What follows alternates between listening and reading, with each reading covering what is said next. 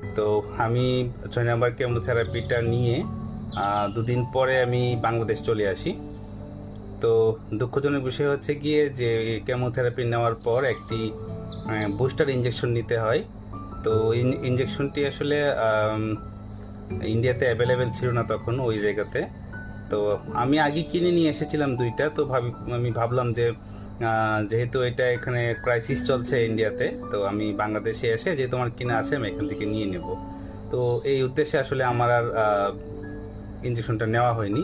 তো 2 দিন পরে আমি যখন আসি এবং ইঞ্জেকশনটা নেওয়ার জন্য আমি নিকটস্থ একটি ফার্মেসিতে চলে যাই, আমার দাদা হয় উনি।